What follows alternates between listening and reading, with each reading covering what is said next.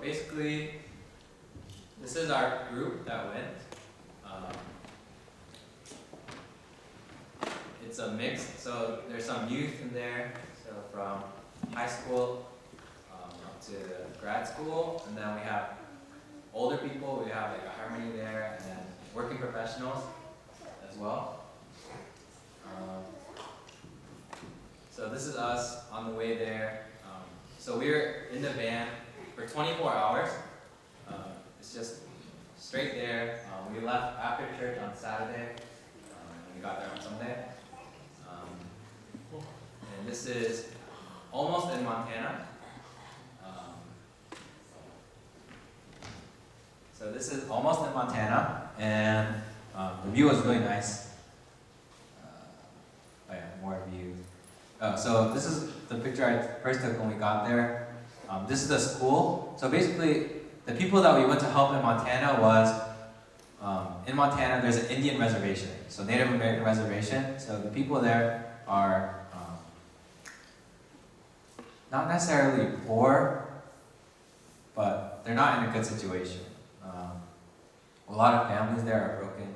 There's a big drug problem there. And basically what happens is they get money because they're living on the land, right? Because they're Native Americans, they get money from the government, but they just use that money to buy alcohol, to buy drugs. And it's just not a good situation for really anyone there. And so the Lombard Church has been going to this place in Montana for, I think, 7 years, every summer. So they've developed a good relationship with the people there. So this year, me, Matthew, and Joseph went along with them. So this is where we slept. We slept in the gym of the school. Yeah, this is what it looked like afterwards. And then we put up a thing in the middle, so, between the guys and the girls. And then we had morning and evening worship every day.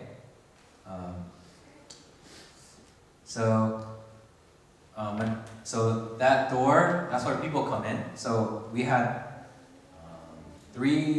four. We had a couple of different ministries. So one of them was just health checkup. So everything we provided was free. So we did health checkup. So people would come in, and there'd be nurses sitting right there, and they get them checked in, and they have like files from like 5, 6 years ago. So they can check how they've been doing. So they check them in, and they ask them, do they need they ask them about what they need. So we also had a literature section. So for people that are in line waiting, they can get little books. A lot of them are from our church. I think they had the Great Controversy and stuff like that. So we had two pastors come with us, so they sat with them. And then we also provided free glasses. So they come in and we had an ophthalmologist come with us, so they just check your eyes, and they provide you a prescription, and they pick the frames that they want, and then they get sent out, and then they get the free glasses later.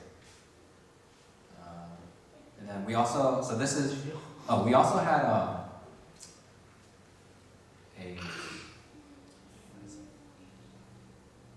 chiropractor come. So the lady is a chiropractor, and the guy in the white, he's a prisoner. He's a prisoner. Yes, he's in jail. We had people come from the jail also to get checkups. So that was cool. Except one of them escaped, so that was kind of scary. He just walked out of the school, which is kind of crazy, but apparently it happens a lot. Because there's nothing around that town, so there's nowhere for them to go. So, anyways. So we did health checkups, we did glasses, we did I guess I'm not there. We also did free dentistry, pill appointments, so we did cavities, and then they extracted a lot of teeth as well. This is our VBS. So after the morning session where we would help them with health, we had a VBS for the kids there. And yeah, we just had VBS. That's our VBS team. So the youth was in charge of the VBS. And then we played a lot of basketball with them. Literally morning to night, just played basketball constantly. There's some of the kids, they don't go home. They just sleep out here at night. And then we wake up and they lock the door, they lock the gym for our safety, right?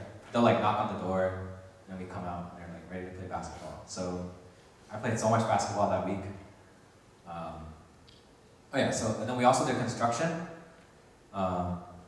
There was a church that they were renovating, so they built a walkway for the church. They had an old walkway, or an old ramp for the wheelchairs. So they tore that down, and this is them digging holes. And then they also help with different construction jobs around the community that people needed help with their homes and stuff like that. So that's when it was done.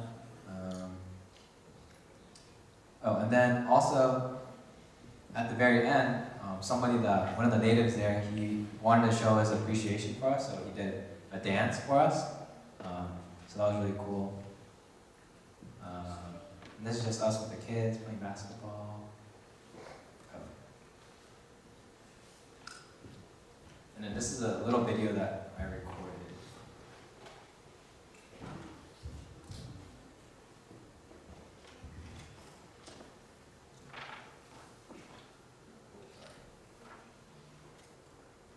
Be right here, right now. This is us in the car on the way there. So we took two vans, these 12-passenger vans, and then one minivan. Sleeping in the van was so uncomfortable. It was terrible, but it was worth it.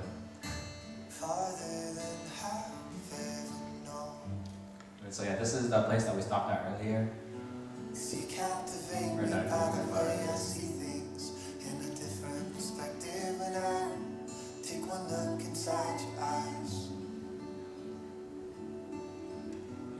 and I've noticed that my focus is always on you, 'cause I wanna see you all the time.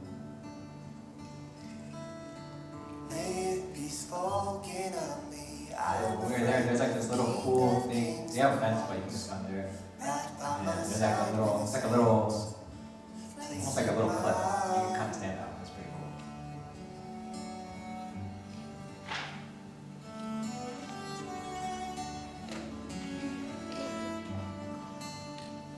I wanna be right here, right now, with you. 'Cause I know I'm found in you. Just being out there, just on the way, just seeing the landscape change, it was really, really beautiful.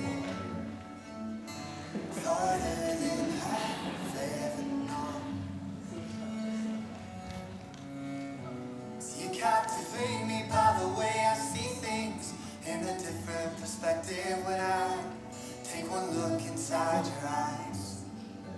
Just chill, sleeping while we're supposed to be working. And I've noticed that my focus is always we just constantly play basketball.